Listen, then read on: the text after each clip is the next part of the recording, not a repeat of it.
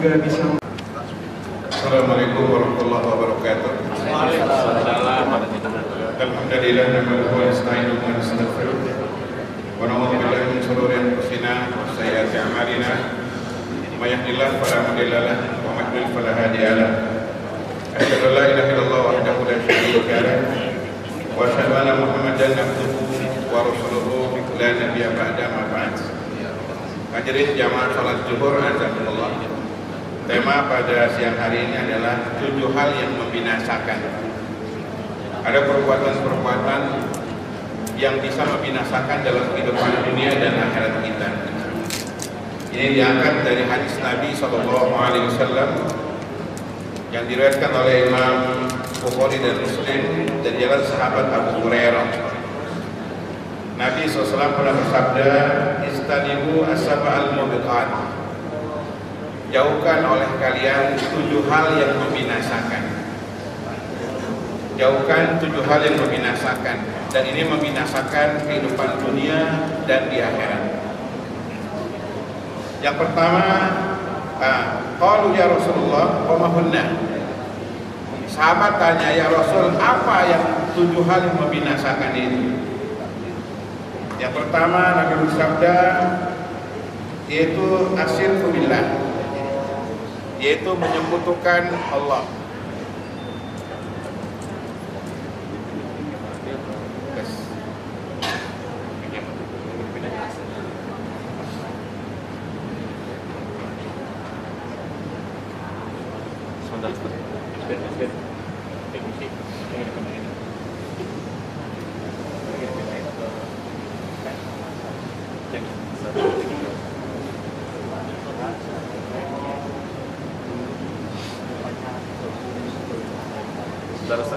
Mungkin yang dipindahin ke sebelah sini.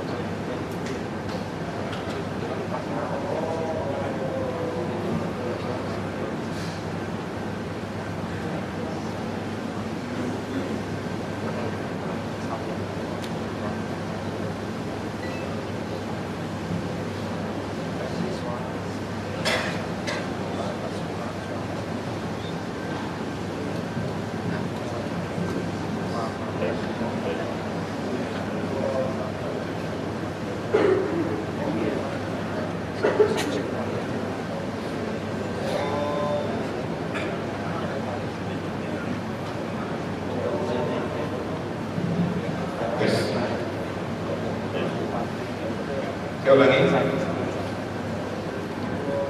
Nabi SAW pernah bersabda, istanibu as-sab'al mubiqat. Jauhkan oleh kalian 7 hal yang membinasakan. Sahabat tanya, wa ma hunna ya Rasulullah, apa itu 7 hal yang membinasakan? Nabi menjawab, pertama yaitu asyirku billah. Yang pertama adalah syirik, menyekutukan Allah. Nabi nggak mengatakan kufur, kafir, karena kalau kafir secara fitrah kaum muslimin jarang jatuh kepada kekufuran. Yang sering jatuh ke dalam kesyirikan adalah yang sering jatuh seorang muslim tergelincir dalam masalah kesyirikan. Jadi syirik itu muslim, cuman dalam akidah dia nyasar, dalam akidah dia salah. Orang yang musyrik itu, orang yang berbuat syirik itu kadang dia soleh, kadang dia taat, tapi diganggu oleh syaitan sehingga dia salah dalam ketaatannya. Makanya kebanyakan masyarakat sesuai dengan Al-Quranul Karim, waqsaruhumul musyrikun, kebanyakan mereka adalah kaum musyrikin. Bahwa antara kafir dengan musyrik itu lebih banyak orang yang musyrik. Perhatikan, karena kalau orang kafir keluar agama ini jarang, tapi kalau orang jatuh kesyirikan ini banyak. Bahkan sejumlah tokoh agama jatuh dalam kemusyrikan. Kita lihat, saksikan, ngebedain antara ustaz sama dukun aja kita nggak bisa. Berbanyak dukun itu dianggap ustaz. Berbanyak dukun itu dianggap tokoh agama. Ini kemusyrikan. Jadi boleh jadi orang itu taat, soleh, ibadahnya kuat, sholatnya, zikirnya kuat, tapi jatuh dalam kesyirikan. Diganggu oleh syaitan, ketaatannya bukan kepada Allah semata, tapi dia juga menjadikan Tuhan-Tuhan lain selain Allah Subhanahu wa Ta'ala. Jadi wajib kita belajar akidah. Dan tauhid ini cabang-cabangnya banyak. Kemusyrikan juga cabang-cabangnya banyak. Di antara kemusyrikan umpamanya orang menyembelih hewan bukan karena Allah.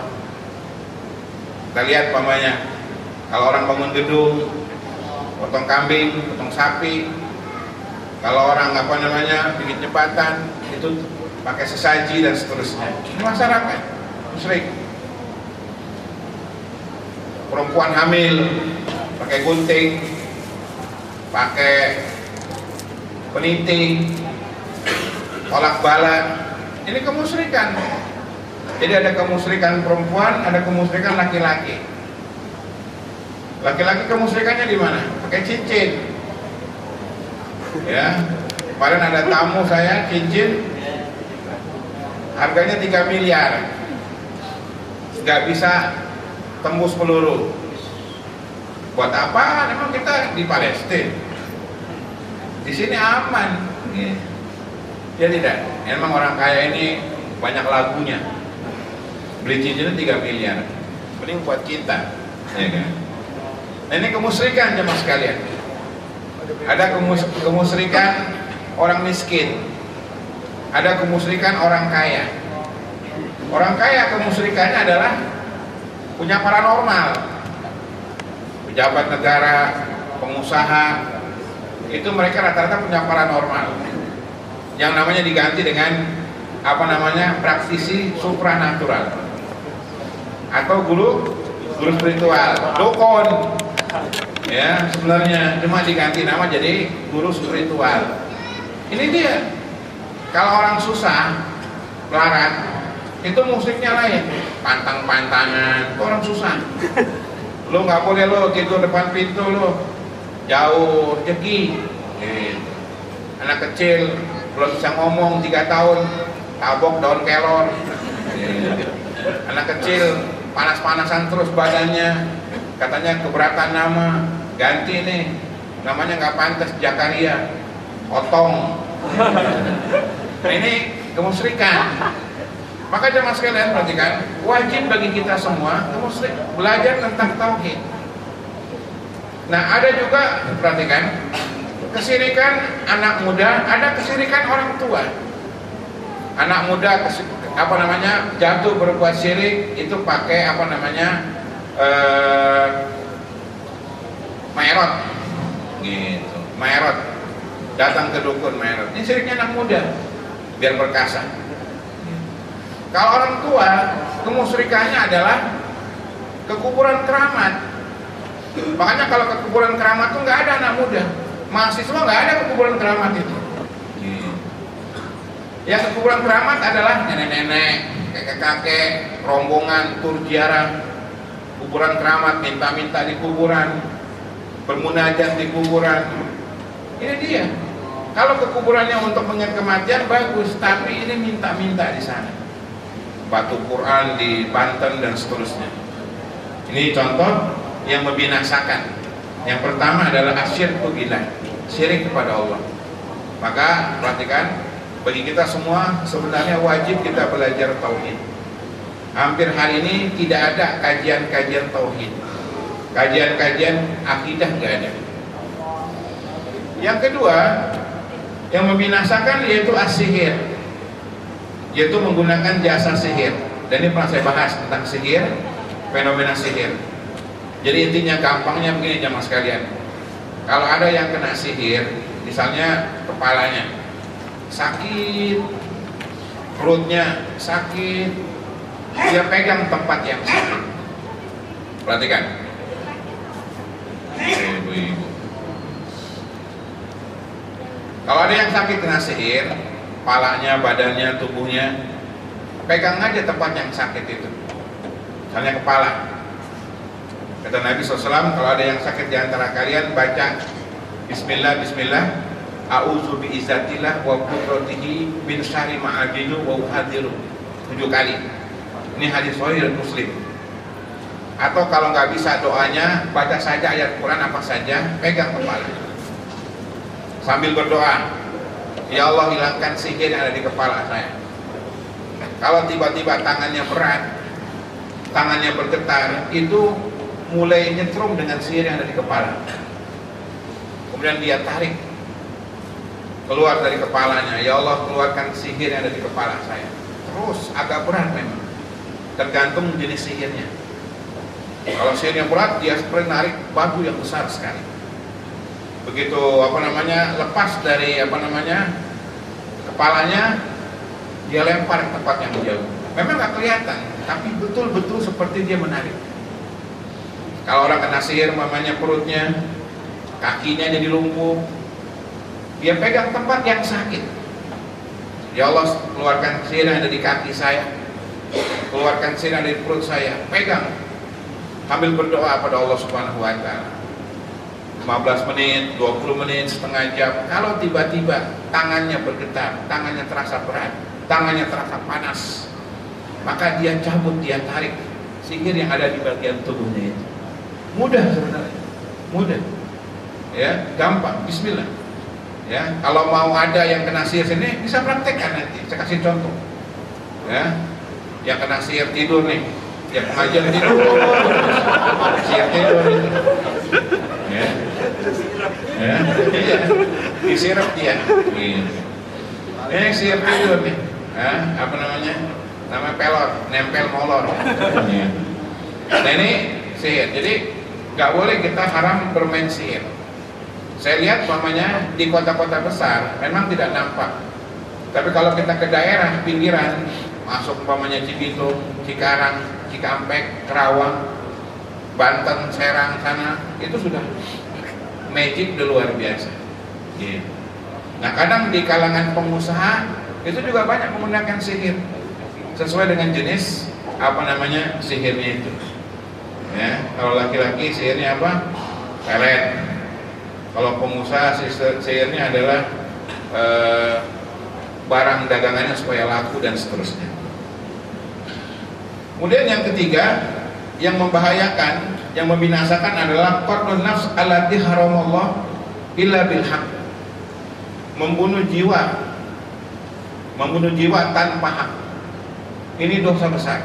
Bahkan ini kafarat. Bahkan kena diat. Bahkan kena hukum had.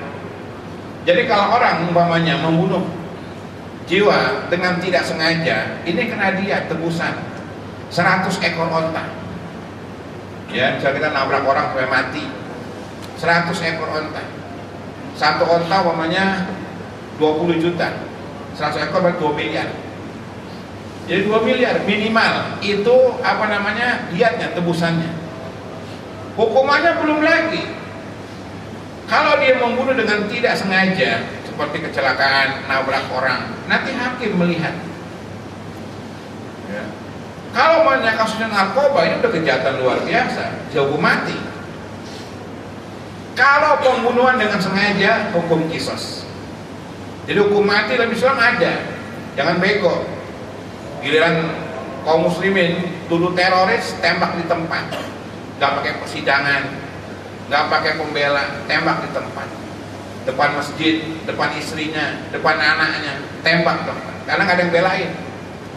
Tapi kalau pejabat baru ditangkap sehari aja heboh satu negara. Si muslim nggak ada harganya darahnya, tembak depan istrinya, nggak ada yang bela sama sekali, semuanya diam. Nah jadi pembunuhan hukum mati dalam Islam ada. Kejahatan-kejahatan tertentu dalam hukum Islam hukumannya mati banyak. Pertama, yang dihukum mati siapa? Dukun. Dukun hukum mati.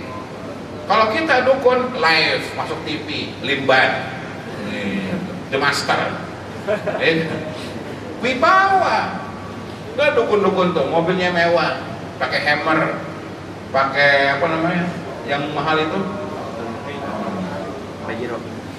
Kayak Jeromora. Balik. Ferrari. Bukan. Emang Ustad Vespa. Bocor lagi lewat Casablanca. Bener angker tuh. Ban kuburan.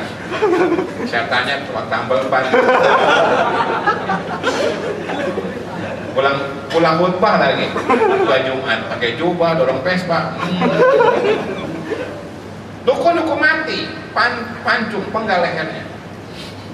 Yang kedua yang hukum mati adalah orang yang sudah menikah, muhson, berzina, hukum rajam. Perselingkuhan hukum rajam. Emang kita perselingkuhan dinikahin? Biasa sekarang. Hidup tanpa ikatan nikah, kumpul kebo, sama kumpul monyet. Jadi jamaah sekalian, hukum mati ada. Kalau dia sudah menikah, ditanam separuh badannya, disambit dengan batu. 10 menit mati. Ini hukuman bagi pelaku zina. Demikian dia hukum mati adalah orang yang murtad, orang yang melecehkan agama, hukum mati. Yang keempat, yang kena hukum mati adalah liwat. Liwat itu laki doyan laki. Apa tuh bahasa kitanya? Homo hukum mati. Ya, yang nampak di depan kita itu seperti banci. Ya, laki-laki perempuan jadi jadian. Kelihatan perempuan tapi laki-laki. Banci serem.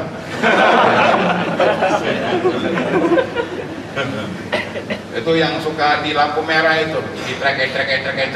Gitu. Saya kadang kalau naik mobil dijemput, saya bilang sama sopirnya, berani nabrak kan? Berani nabrak. Ini kalau bahasa Jawanya namanya Laura, lanang ora, wadan ora.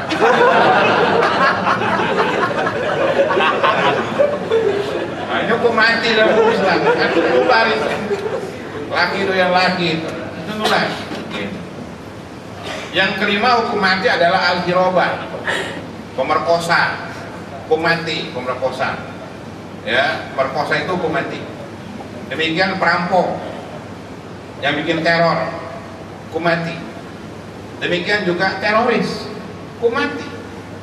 Kita nggak bela teroris. Kalau memang itu teroris, hukum mati nggak masalah. Tapi jangan orang itu masalah dikit dianggap teroris. Cuma ketemu teroris dianggap teroris. Pernah ada kejadian orang bawa dokumen, saya Ustaz mau jadi pelaku bom Bali 2. Ini Ustaz dokumen saya. Jangan deket-deket lah. Ini barang nggak bener nih. Gitu. Dia pulang kita diciduk lagi. Ya. Nah ini jamaah sekalian, ini semua hukum mati. Jadi hukum mati dalam Islam itu ada. Tujuannya adalah untuk menghilangkan efek jerah. Dan hukum mati dalam Islam bagus di penggal lehernya, pancung. Pada Jumat di Saudi namanya masjid Kisos namanya. Habis Jumat ditutup matanya, duduk bersimpuh, penggal langsung, gelinding kepalanya itu. Selesai. Jadi kalau ada seperti ini, bersih. Kalau koruptor dalam Islam nggak hukum mati. Koruptor itu hukum potong tangan, maling. Kalau memang sudah kejahatan luar biasa, nanti hakim beristihad. Potong saja yang kanan, gitu, push aja, mantap. Jadi kalau dihukum penjara susah. Kita korupsi 10 miliar, di penjara 5 tahun. 5 tahun paling habis 1 miliar, gitu. Ya nggak, buat makan, buat sipir, bagi-bagi jatah di penjara, masih sisa 9 miliar, untung. Makanya orang korupsi nggak takut. Korupsi nih, kalau korupsi kan tanggung 100 miliar, masuk penjara 5 tahun, paling habis 10 miliar, gitu. Masih ada sisa 90 miliar, gitu. Tapi jangan buat ustaz. Nah ini dosa besar yang membahayakan, yang membinasakan adalah membunuh jiwa tanpa hak. Dan membunuh jiwa tanpa hak sekarang yang paling populer adalah aborsi. Aborsi di mana-mana, dosa besar. Kata para pelindungan anak, setahun itu ada 3 juta orang yang aborsi, perempuan yang aborsi. setahun 3 juta perempuan aborsi. Ini dosa besar. Apakah sebelum 4 bulan atau setelah 4 bulan? Kalau aborsi setelah 4 bulan, dosanya lebih besar. Kenapa? Karena sudah ditiupkan ruh. Kalau aborsi sebelum 4 bulan tetap dosa, tetap haram. Yang jadi diskusi di kalangan MUI adalah kalau aborsi terhadap perempuan yang hamil karena diperkosa. Terjadi diskusi ini. Perempuan yang hamil karena diperkosa, apakah boleh dia aborsi anaknya atau tidak? MUI memberikan fatwa boleh. Alasannya dia tidak menginginkan anak itu. Dan kalau anak itu lahir, dia makin tambah depresi. Terbayang orang yang memperkosa dia. Makanya kalau fatwa ulama ini perlu diskusi lagi. Apakah benar harus diaborsi perempuan yang hamil karena korban pemerkosaan? Ulama mengatakan di Indonesia boleh diaborsi. Kemudian yang keempat, yang membinasakan kata Nabi SAW yaitu aklu riba, makan duit riba. Nah, riba ini juga kejahatan sosial yang membuat kita rusak, yang membuat jadi krismon, itu gara-gara riba. Mulai sekarang hidup harus bersih dari riba. Jadi yang bikin macet Jakarta bukan motor, yang bikin macet Jakarta bukan mobil tua. Diskriminatif. Ustaz kata mobilnya tua. Kayak saya nih, Kijang Kota 83. Udah susah-susah kita meliharanya, mau dilarang enak aja. Mengatasi macet ada 2. Kalau pertama konsep syar'i, konsep Islam, yaitu perempuan jangan keluar rumah. Iya, perempuan separuh di luar rumah, di dalam. Yang keluar rumah laki, gak macet dijamin. Perempuan keluar rumah dengan mahram. Iya, kayak di Saudi, perempuan gak ada di jalanan, laki-laki semua. Gak macet makanya.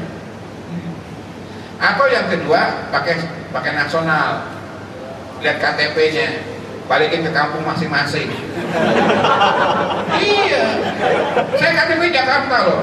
Iya, saya orang kota itu. Balikin tuh ke Bangka Belitung. Ya, balikin ke Bangka Belitung. Ya. Kita yang diberanakin di sini tuh saya yang diberanakin di sini, Jakarta. Nah, jadi yang bikin macet sebenarnya adalah riba. Yang bikin macet Jakarta riba. Pada kredit semua itu. Iya. Yang bikin macet itu riba, transaksi riba, kredit. Gitu. Ustaz, kita pada cash kok. Ya, pada cash ya kan. Nah, ini dia apa namanya? Yang DP-nya cash. DP-nya cash ya kan. Cicilannya riba. Ini riba. Jadi memang kita ini diiming-imingi oleh riba. Ya. Semua kita hidup transaksi dengan riba. Padahal riba itu mempunyai 70 cabang. Seringan-ringan dosa riba itu sama dengan berzina dengan ibu kandung sendiri. Besar jemaah sekalian. Dengerin nih, jangan pura-pura nunduk nih. Jangan pura-pura nunduk. Jadi ini dosa sosial. Kita harus akui memang. Ini riba luar biasa, bukan dosa kecil, dosa besar. Orang tenang-tenang saja. Dia menghancurkan ekonomi kita riba, dan orang terjebak sampai dia mati punya utang. Nah, hidup mulia tanpa makan duit riba. Jadi ibu-ibu kalau suaminya duitnya dari riba jangan mau makan. Dia usaha sendiri. Anak-anak kalau yang bapaknya duitnya riba jangan mau makan dari duit bapaknya. Dia duit sendiri. Nah, ini contoh. Membinasakan adalah riba. Makanya orang yang hidupnya dengan riba nggak ada yang bahagia. Rusak rumah tangganya, rusak kehidupannya. Ya, harus dipahami. Ini riba di mana-mana. Ya, jadi yang membuat macet Jakarta riba. Yang kelima, yang membinasakan adalah aklu malil yatim, makan duit anak yatim. Nah, yang makan duit anak yatim pertama adalah ibunya sendiri. Jadi kalau ada anak yatim kehilangan bapak, harta warisannya itu harusnya dapat. Seringkali dipegang sama ibunya. Perhatikan, bagi seorang perempuan yang kehilangan suami, maka duit harta warisan suami itu anaknya dapat. Istri dapat 1/8 dari warisan suami, 1/8. Sisanya buat anak-anaknya. Ini banyak perempuan-perempuan suaminya meninggal, dia nggak tahu bahwa anaknya dapat jatah waris, dimakan semua harta warisan suaminya. Buru-buru kawin, cari berondong, berondong tua. Nah ini nggak benar. Jadi yang suka makan anak yatim pertama ibunya sendiri. Yang kedua, kadang yang makan anak yatim adalah bapak tirinya. Ini si ibu yang janda ini, janda kaya, ya apa namanya, jamur, janda makmur, ya, cari laki-laki. Laki-laki nggak bertanggung jawab, numpang hidup, umroh duit istri, apartemen punya istri, mobil punya istri, hidup sehari-hari duit istri. Ini numpang. Ini nggak benar. Dia bapak tiri ini harus lihat kalau dia punya anak yatim yang dia punya harta, harus menjaga hartanya. Seringkali yang makan harta anak yatim adalah bapak tirinya sendiri. Yang ketiga, yang suka makan harta anak yatim adalah panitia-panitia zakat atau panitia anak yatim. Panitia anak yatim boleh makan harta anak yatim kalau dia miskin. Saya nih punya rumah yatim, saya dapat duit dari masyarakat buat yatim, saya ikut makan karena saya miskin, boleh. Tapi kalau sayanya kaya, bini 4, nih, pakai pajero, ini nggak boleh makan. Maka wajib dia jaga dirinya, panitia nggak boleh makan. Nah demikian juga perhatikan baik-baik. Panitia fakir miskin, yayasan sosial, kalau ada orang infak buat anak yatim, tidak boleh dikasih pada yang lain, khusus anak yatim. Kalau misalnya, Ustaz titip nih buat anak yatim, nggak boleh saya kasih kepada fakir miskin yang lain, nggak boleh, khusus anak yatim, aman. Makanya seringkali kalau ada titipan Ustaz, titip nih buat anak yatim, saya tolak. Susahnya anak yatim. Kalau fakir miskin banyak, kelihatan kakinya, gitu ya kan. Makanya kalau ngaji kelihatan kakinya, kalau orang miskin kelihatan melar. Biasa lancip. Kalau orang kaya kakinya lancip. Nah ini dosa besar adalah makan harta anak yatim. Kemudian yang keenam, termasuk dosa besar yaitu watawali yomajaz, lari dari medan perang. Ini belum ada kita karena belum perang. Ya. Padahal syariat perang itu ayatnya ratusan ayat tentang perang. Gak di apa namanya, kita nggak ngamalkan ini. Bahkan surah-surah dalam Al-Quran itu judulnya tentang perang. Surah Al-Anfal, artinya apa Pak? Harta rampasan perang. Surah At-Taubah, artinya apa? Orang yang tobat nggak ikut perang. Ada surah namanya surah Al-Fath, penaklukan kota Mekah, kemenangan kota Mekah. Ada namanya surah Al-Ahzab, sekutu-sekutu yang bersatu untuk menyerang Islam. Ada namanya surah apa namanya Al-Adiyat, kuda-kuda yang dipacu di medan perang. Ada surah Ar-Rum, keruntuhan bangsa Rum, kejayaan bangsa Rum melawan Farsi. Ada lagi surah apa lagi yang tentang perang? Hah? Ada yang hafal? Surah tentang perang? Hah? Ada yang ingat? Jadi banyak ayat Al-Quran surahnya tentang perang. Jadi Pak, kalau seandainya boleh dirayakan itu, yang bagus merayakan perangnya Nabi. Perayaan perang Badar, perayaan perang Uhud, perayaan perang Ahzab, perayaan Fathul Mekah, perayaan perang Tabuk, perayaan perang Hunain.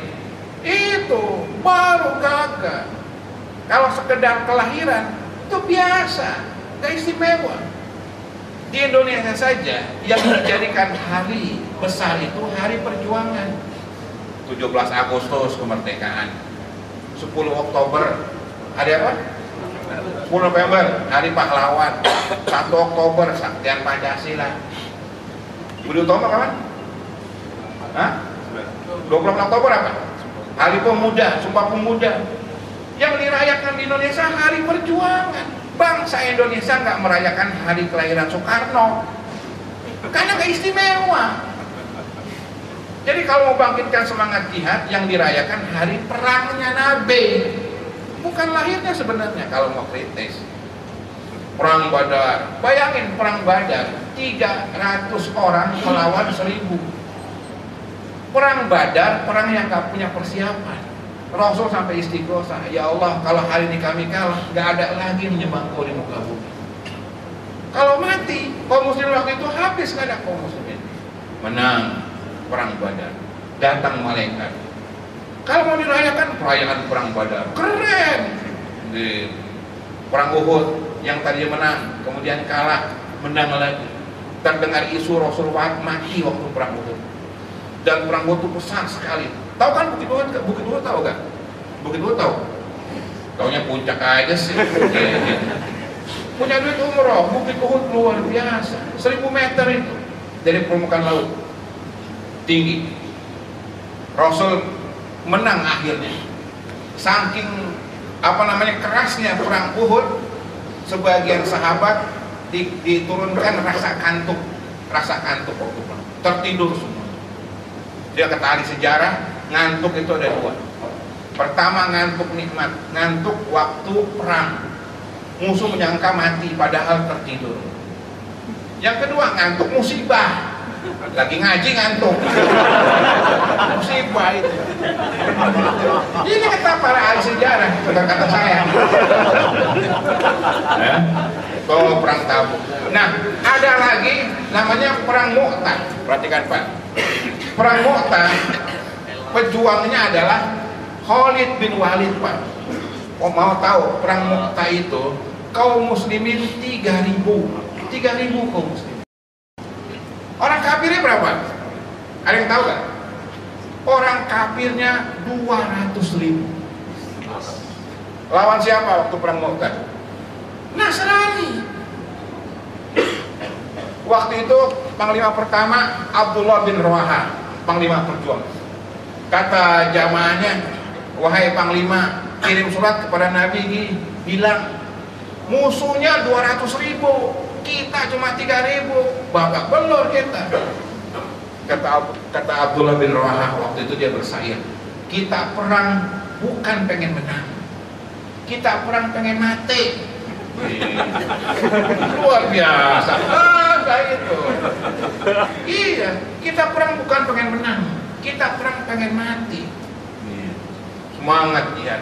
Panglima mati, 3 panglima, Abdullah bin Rawaha, Ja'far, kemudian panglima keempat itu adalah Khalid bin Walid. Khalid bin Walid sampai ganti 20 lebih pedangnya, Saifullah, penggal-penggalnya. Bagaimana kesudahannya? Remis, nggak ada yang menang, nggak ada yang kalah, masing-masing mundur pasukan. 3.000 Pak lawan 200.000, itu perangnya luar biasa. Seharusnya yang dirayakan adalah perangnya Nabi. Iya, bukan happy birthday, perangnya. Gitu. Sayang gitu. Indonesia aja nggak ngerayain lahirnya Soekarno, lahirnya hari perjuangan yang harus dilakukan. Nah, jadi kemudian yang terakhir, dosa besar yang membinasakan adalah qadful muhsanat mu'minat al-ghafilat, menuduh perempuan baik-baik dengan tuduhan zina. Nggak boleh. Perhatikan, di kantor nuduh orang untuk selingkuh, zina, nggak boleh. Harus 4 orang saksi. Kalau tidak, maka yang menuduh dicambuk sebanyak 80 kali. Jadi kalau ada yang berzina dalam hukum Islam, yang lihat cuma 2 orang, panggil 2 lagi. Ada yang zina no. Kalau enggak, dia ngelapor, yang 2 nanti kena hukum cambuk 80 kali. Artinya begini jamaah sekalian, dalam hukum Islam bukan berarti kejahatan itu hilang sama sekali. Kejahatan tetap ada. Orang tanya, Ustaz, kalau saat Islam tegak, kejahatan ada gak? Tetap ada. Cuman Islam menutup kejahatan secara terang-terangan. Zaman sekarang orang kejahatan terang-terangan, di videoin, direkam, diupload, disebarin, prostitusi di mana-mana. Di Jakarta terkenal, ya kan? Kuningan di mana-mana Kuningan. Kalau di kota kan Taman Sari, Lokasari, siang-siang udah buka itu. Nah kalau di sini nggak tahu deh Kuningan nih. Nah ini gambaran masalah. Kalau terang-terangan itu dicegah dalam Islam. Nah kita ibu-ibu, bapak-bapak di sini nggak boleh nuduh perempuan baik-baik dengan tuduhan zina. Kesian, ya digosipin, ya. Nggak boleh kecuali dengan bukti 4 orang saksi. Wallahu a'lam bishawab. Inilah 7 hal yang membinasakan. Mungkin itu. Ada yang mau tanya? Baik, bagi para jamaah ada yang ingin bertanya kepada Ustadz Ilham Tabrani, bagi bapak-bapaknya. Ya dari ibu-ibunya ada Bu? Ada. Tidak ada. Mas. Assalamualaikum warahmatullahi wabarakatuh.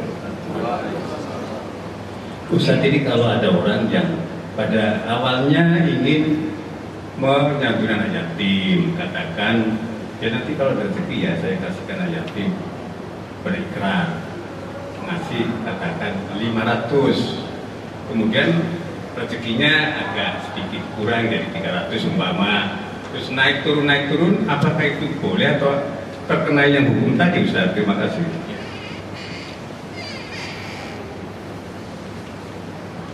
Jadi jemaah sekalian, kalau kita punya niat, kita ucapkan, belum tentu nazar. Kalau nazar kan kalimat nazar, ya Allah saya nazar, ada duit saya mau kasih 500.000.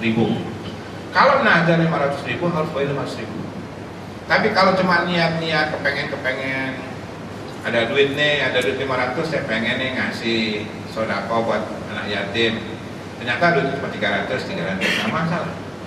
Tapi kalau nazar, dia mengucapkan nazar, ya Allah saya nazar, kalau anak saya lulus jadi pegawai negeri, ya, saya mau infak 5 juta, maka harus 5 juta, nggak boleh kurang. Kalau seandainya dia nggak mampu infak 5 juta, maka dia bisa bayar kafarat, yaitu puasa 3 hari. Puasa 3 hari, boleh berturut-turut, boleh tidak. Ya kalau dia mampu harus bayar 5 juta. Nah kewajiban harta itu boleh dibayar lebih, tidak boleh dibayar kurang. Kewajiban harta boleh dibayar lebih, nggak boleh dibayar kurang. Kita nazar 5 juta, kita kasih 6 juta, boleh, kurang nggak boleh. Gitu. Ya, kita punya bayar zakat 10 juta zakat, kita bayar 20 juta, boleh. Yang nggak boleh kalau dibayar kurang. Wallahu a'lam bishawab. Jadi beda antara nazar dengan niat biasa. Ya cukup. Ini satu lagi. Assalamualaikum Ustaz.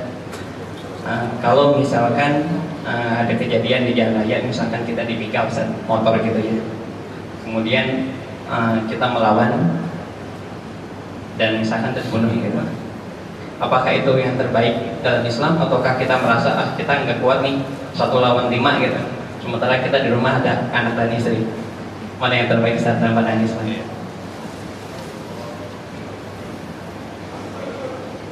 Jamaah sekalian, Islam agama yang memuliakan harta, sehingga orang pertama dilarang boros, haram boros, harta harus dimuliakan. Yang kedua, orang mempertahankan harta mati syahid, walaupun hartanya kecil. Kapan lagi bisa syahid? Jangan wah kalau langsung mati Ustaz, darah masuk cipto, cacat, memang dasar pengecut. Jadi kaum muslimin terkenal itu punya keberanian. Jangan lihat tampangnya, itu cuma tampang serem doang. Kalau dia diinjak, aing itu kayak anjing. Gitu. Orang hitam serem, jangan lihat tampangnya, belum tentu kalau 1 lawan 1. Rame aja dia. Tampangnya serem, pakai tato, ya, tatonya jaga kebersihan. Pakai tato, tatonya jaga kebersihan. Moto ya. Nah, walaupun dia banyak, kita sendiri mempertahankan jiwa, menyapa harta kita dibegal, mati, syahid. Soal anak istri ya sudah, nanti kan ada ahli warisnya, ada keluarganya. Kalau kita mau nggak berdaya, kita kasih nggak apa-apa. Jangan Ustaz ngajarin kagak benar. Kalau kita pasrah ya sudahlah, apa namanya, duit banyak ya kan, udah kasih deh, hitung-hitung hibah. Ya. Tapi kalau kita mau pertahankan, kayak kita nih banyak di bus, itu banyak orang dibajak bos, dipretelin, nggak berani. Saya pernah ditodong di Metro Mini itu, Tanjung Priok. 1 bus diem, nggak berani. Ya, 3 kecil ya kan. Anak Jakarta, kampung sendiri. Nah ini sayang. Jadi saya kalau naik umum tuh, angkot itu, saya suka liatin mana nih apa namanya, tampang-tampang copet. Sebelum dia beraksi kita duluin. Awas macam-macam lo ya. Takut dia. Sekarang zaman menang gertak aja dulu ya kan. Itu belakangan ya. Mumpung badan gede. Ya kan? Mumpung badan gede. Apalagi kayak anak-anak pang itu yang suka mintain duit di angkot-angkot. Iya, sering kita tekan. Ngapain lu diikat-ikat kepala lu? Rengat kepala lu. Iya, mau ada ustadznya gitu. Tapi badannya gede lagi. Iya. Jadi laki-laki jangan takut berdarah. Iya. Jangan takut berdarah. Zamannya punya nyali. Sikat dulu. Duluin. Jadi begitu ada orang jahat, sebelum mereka duluin duluan mendingan. Fight kita. Iya, terhormat. Kurang ajar memang. Preman di mana-mana, kurang ajar. Negeri muslim ini. Dan kalau ada saudara kita yang terzolimi, bantu Pak, bantu. Iya, bantu. Jadi bagaimana kaum muslimin bersatu tuh, ukhuwah tuh. Itu ukhuwah tuh. Jangan ada makanan, ukhuwah Islamiyah, ada makanan loh, ukhuwah Islamiyah. Gitu, nasi kebuli, makan-makan, ukhuwah Islamiyah, makan. Bilang temennya ditodong orang, ini orang, dia diam aja. Gitu, bantu. Kenapa Pak? Dicopet gitu. Sian perempuan-perempuan dicopet, ditodong, tengah jalan. Kalau kita kompak, di Jawa kita prototin sama preman. Dia bilang, ngapain kamu berani prototin saya? Gitu. Lawan. Itu cuma gertak doang mereka. Nah, mereka Pak, yang masuk neraka itu jahat, itu berani mati. Kita yang sudah jelas hadisnya sahih, kagak berani juga. Ya dah. Makanya kalau ngaji jangan nyender. Gagah jadi. Sahabat Nabi nggak ada ngaji nyender. Iya kita ngaji. Mujahid. Ngaji nyender, ngaji ngantuk. Mujahid. Gimana mau kirim ke Palestina? Nah gitu. Tapi kalau tidur selesai pengajian ngajak makan ustaz ya nggak apa-apa. Ya demikian. Subhanallah walhamdulillah. Assalamualaikum warahmatullahi wabarakatuh. Jazakallah Ustaz. Demikianlah kajian Selasa hari ini. Insya Allah kita akan bertemu lagi di kajian hari Kamis bersama Ustaz Iwan Kurniawan LC dengan tema Amerika The Untold Story. Demikian. Wabillahi taufiq wal hidayah. Wassalamualaikum warahmatullahi wabarakatuh.